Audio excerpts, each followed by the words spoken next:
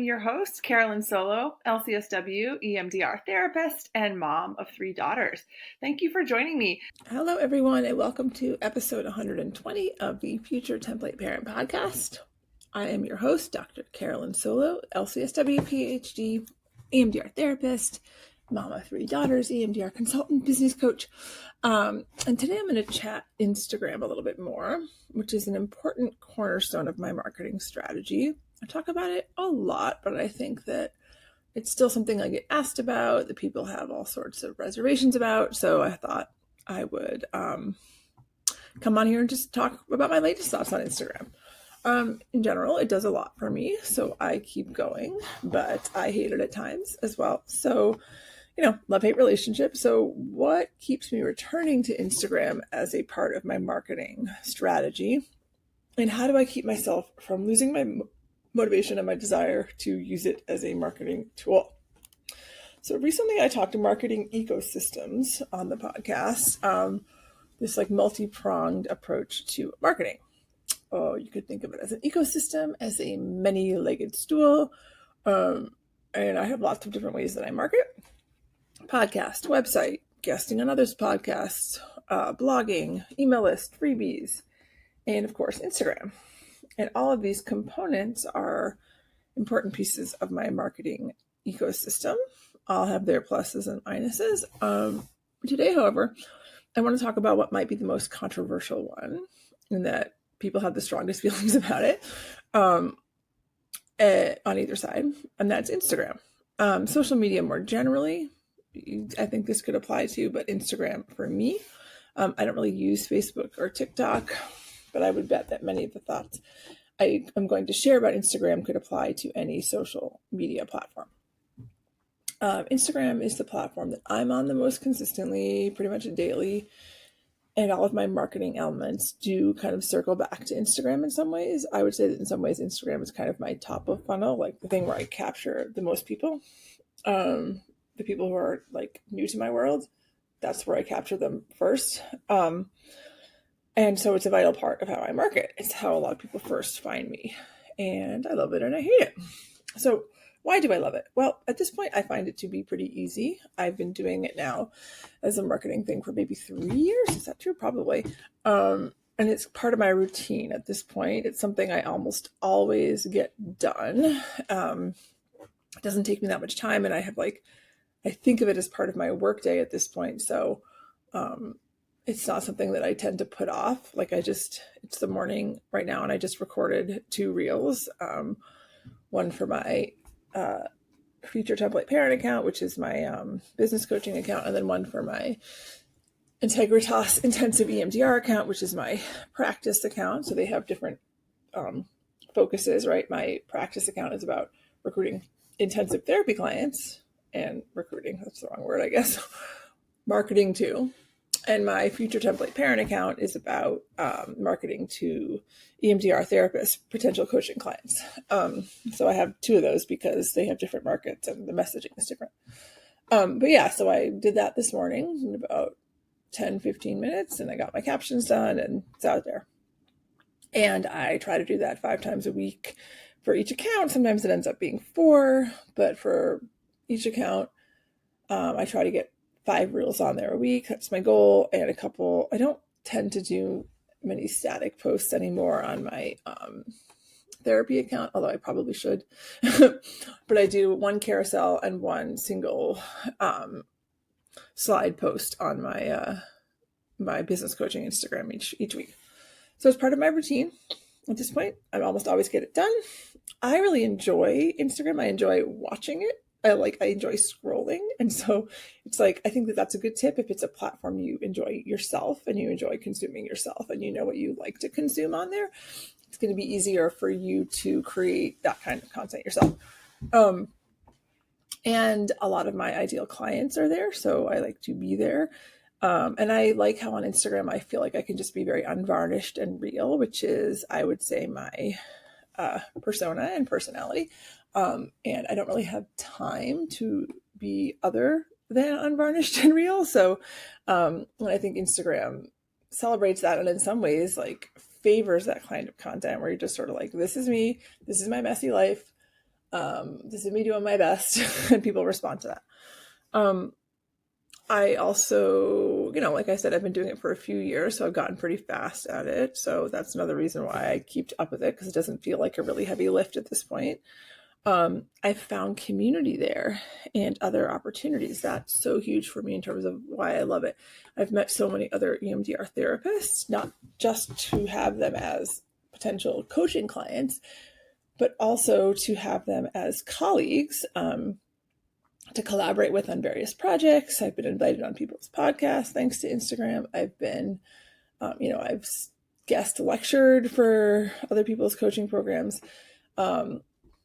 I've gotten clients for EMDR consultation, even though I wasn't necessarily actively promoting that. So, yeah, and I've just learned about EMDR and how people practice EMDR by just connecting with them on Instagram. So I really appreciated that. And I think that really helps me stay engaged. I get a lot of ideas from seeing what other EMDR therapists are posting. So that's very engaging. And my ideal client definitely hangs out there, both for my therapy practice and my coaching practice. I know that because my followers grow, and because I see people responding to the content I post, and because I see other people, especially with my therapy account, posting content that resonates with me. So I know that if I post content that feels like similar, not copying, of course, but similar, I'm going to get an audience that's interested. It also helps me feel less alone, frankly, especially my therapy account, because I post a lot about being a parent of a neurodivergent kid, which can be isolating. And so I find just having that community on Instagram to be helpful for me and being able to be part of it. And I like the feeling that I'm educating and supporting others who, even if they never become my therapy client, might be gaining something from my content. I get lots of ideas for content by being on the app. Like I said, so it feels easy that way too. And it's kind of fun if I'm like, ooh, that's a cute audio. I'll be like, what can I do with that? And then I might just get an extra reel for the week just because I feel inspired. But the other thing that I do, which I'm sure I've talked about, is to make Instagram easier, is I use Kelly McKenna's Reels membership, which is only $37 a month. And every Monday morning, you get 4 ideas for Reels. And very, very detailed. Like basically she gives you an exact prompt, tells you exactly how to film it. And all you have to do is sort of figure out how you would tweak it for your own niche, whether it's your therapy niche or your business coaching niche or whatever. And she makes it really easy, tons of step-by-step instructions. She gives you lots of examples. She chooses the trending audio that you're going to use. That has been crucial for my Instagram consistency. I definitely would not be as consistent, anywhere near as consistent, if I didn't have that resource. So can't recommend that enough. I like posting reels. I think they're fun. I also really like posting stories. I kind of like being that person who's like, here's like, because, reels have it's a short soundbite, a little funny lip sync, or a little 20-second me talking about something that I think is important, but it's not long. And it's not, as much about like, here's my life. I love stories for doing slice of life, where it's just like, this is what my life looks like, and here's how, and people respond to that. I get a lot of replies to my stories, and stories are great for selling something, which I've talked about in a lot of other episodes, but I really enjoy watching other people's stories, and I also have fun creating them. So it just feels like an easy way for me to show up consistently. So yeah, there's lots of things that I like about Instagram. I also have been finding lots of ways to use AI to speed up my process and to give me new ideas. Like you can say into ChatGPT, like, give me some ideas for reels about EMDR intensives for parents of neurodivergent kids. Find me some trending audios that would be good. And then you get a bunch of ideas, which is awesome. Of course, you make them yours because you're the one filming them and you're putting your spin on them. So you're not just copying, and whatever that means in this day and age of AI. But it gets you past that, analysis paralysis if you're stuck. And sometimes the Reels and the Reels membership, not often, but every now and again, one of the ones I'm like, I don't really quite know how to tweak this for my niche. And so I'll turn to ChatGPT to get a couple ideas. I also use ChatGPT to write all my captions, which again, I edit, of course, but I hate writing captions, and having some prompts to use for ChatGPT just makes that so much easier and less stressful. So that's another thing I'm really liking about Instagram these days. And the number one reason I like Instagram is that it works, okay, both for my coaching practice and my clinical practice. It really builds the know, like, and trust factor for both of my ideal client populations. My clients feel really seen, and I get to educate them a lot before they, whether it's intensives or coaching clients, before they even like connect with me one-to-one. I would say about a third of my clients, certainly my therapy clients, probably way even more for that for my coaching clients, but therapy clients, about a third of them have seen some of my Instagram content probably. Some of them have said it really resonated with them and was part of their journey to booking a consult call.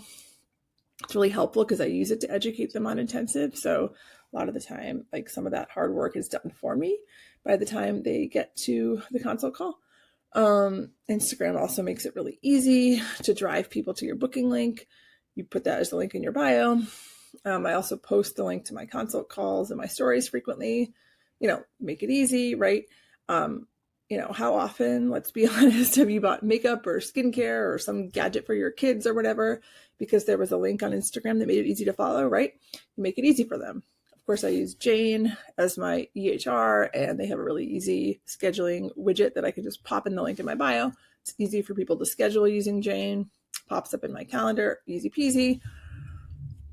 I would say that Instagram, because it's easy to find me, because people spend a lot of time scrolling on Instagram, it's often the entry point. It's where people find me first, and then they go to the podcast, obviously, and then tend to go from one to the other. If they find me on the podcast, they go to Instagram. If they find me on Instagram, they go to the podcast, and they sort of see different sides of me on both, kind of the lighthearted side, more personal on Instagram, and then kind of the more like long form content on the podcast. So that works really well. And that's how I push people towards like my email list, where I'm really getting warm leads that I can really pitch to for my launches or for intensives. So that's all the reasons I love it. Why then do I hate it? Well, I do tend to get sucked into scrolling because, and I can easily tell myself that I'm doing market research and I am kind of, but, I would say the biggest thing for me is that it will compromise my sleep. I don't usually have time during the day to scroll. Either I'm busy with work stuff or I'm busy with family stuff, but bedtime procrastination, or what do we call it? Revenge bedtime procrastination or whatever, that hits me hard after my kids are asleep, or if I'm lying in bed with them, waiting for them to fall asleep, I'm scrolling, and before I know it, it's been 2 hours and I should have gone to sleep.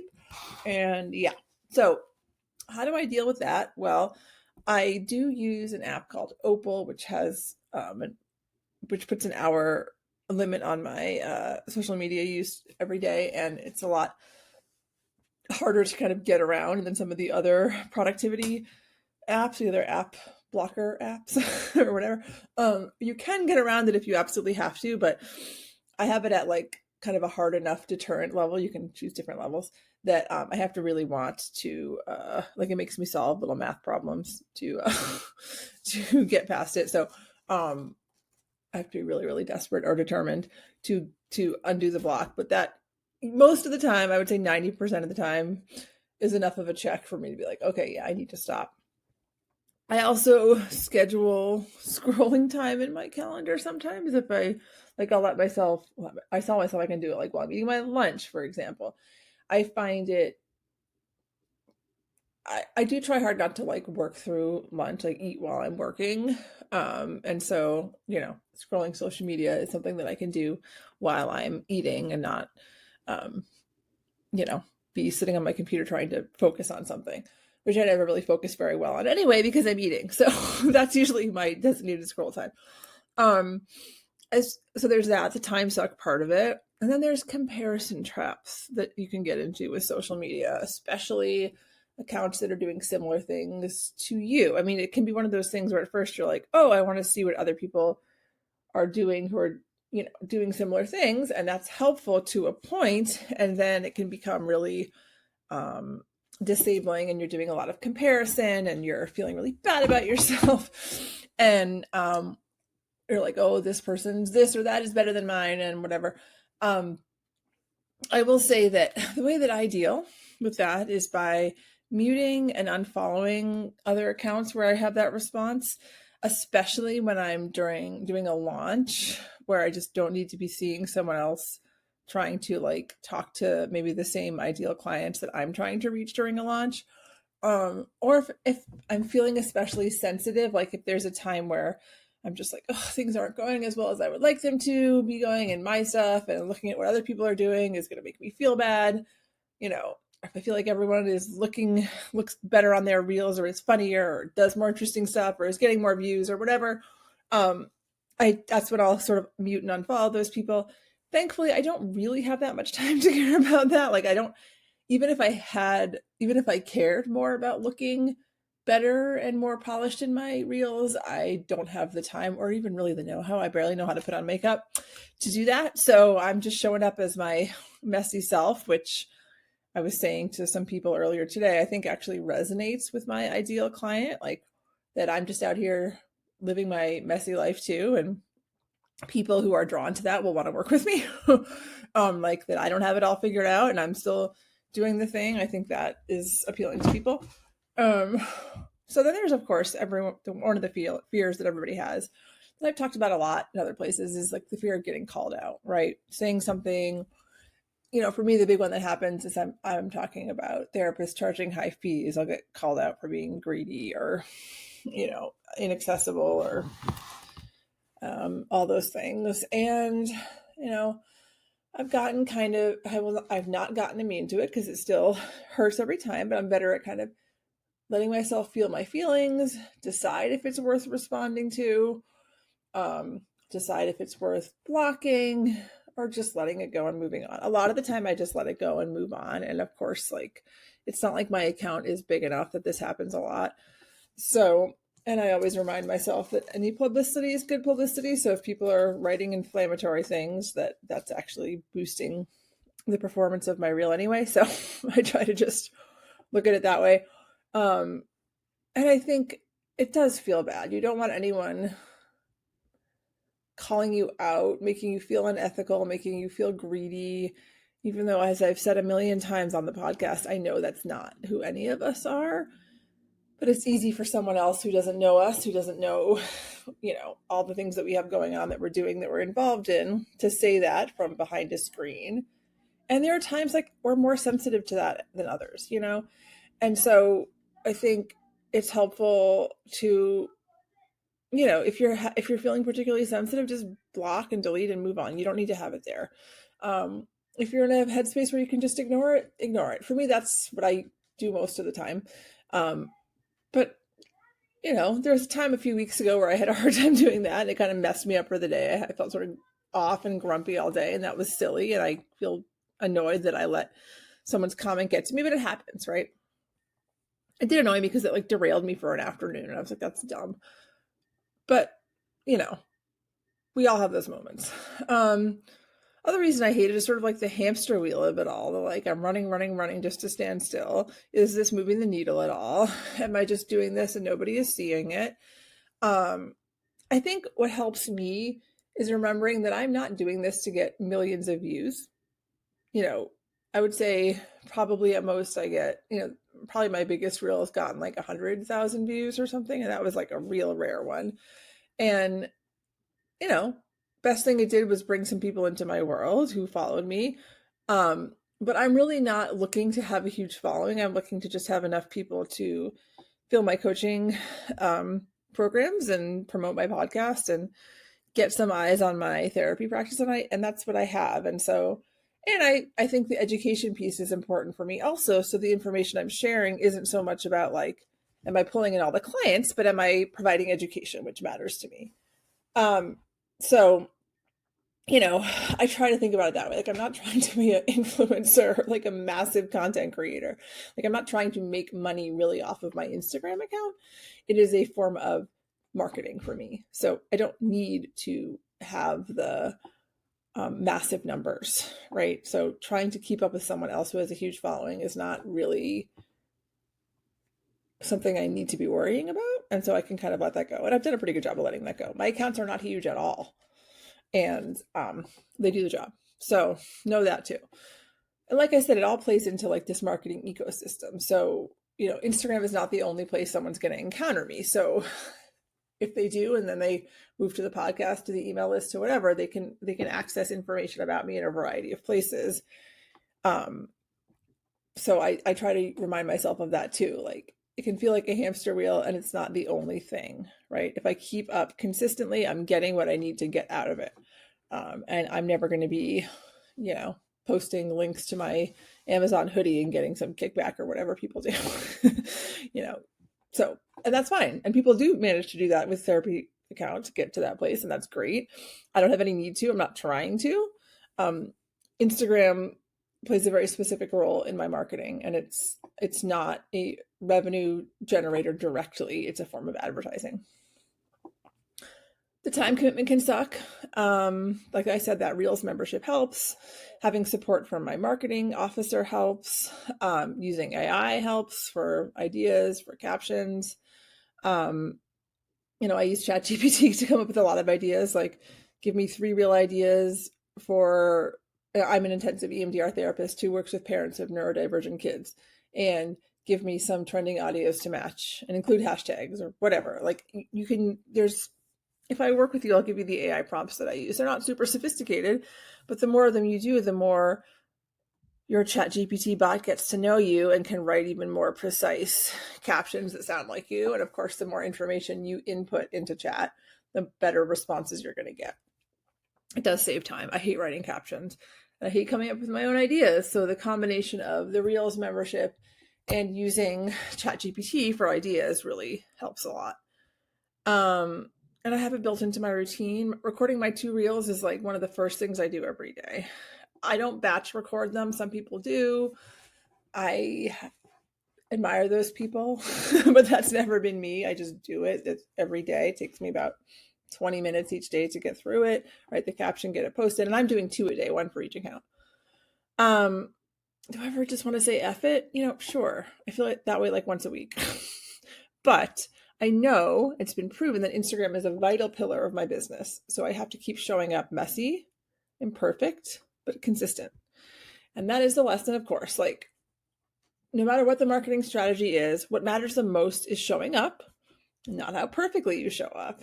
If I thought I needed to have my hair perfect, my clothes perfect, have great lighting, be hilarious every time, I'd never record or post a single thing. And there are people out there who post stuff that's way better than mine all the time. Every single one of their reels, other therapists blow mine out of the water. And that's fine. And they're getting the results that they want. I'm getting the results that I need and want, so I'm happy with it. And the other thing about Instagram and social media in general is, for like, SEO is now like Google and all those search engines are now pulling information not just from, say, your website, like your website SEO and like your Google My Business profile and stuff, but your social media postings as well. So all of the stuff that you have out there in that marketing ecosystem is being pulled into like AI algorithms and influencing where your various where your presence shows up, and how, like, early in the group today, somebody was saying how they have a lot of Instagram reels about intensives. And now when you Google intensives in their area, like the little AI search summary at the top of your search page, that person is mentioned there now. And a lot of it has to do with how active she is on Instagram, because her website doesn't have, massive amounts of EMDR intensive content. It has a page, but not like tons and tons. It's her Instagram focus that is, influencing how high up in the rankings, and like how she shows up in that AI search thing at the top of your Google screen. You know what I mean? My my tech savviness is so limited, as you can tell, whenever I talk about it. But yeah, so it does work. It does help. And so that's another reason why I keep doing it, because I know it's feeding into like just overall increasing my presence on the entire internet. It's Instagram, it's the podcast, it's blogging, it's my website, it's all that. All those pieces, the more places you are, the more your influence shows up, and the more you make an impression in so many ways. in terms of marketing and your visibility. So, yeah, just my most current thoughts on loving and hating social media marketing. If you're avoiding social media, even though you know it would probably help your business, feel free to reach out to me. Always happy to chat about how I could support you. Send me a DM on Instagram at Future Template Parent, and we can talk about it. Thanks as always for listening, and I'll talk to you all next week.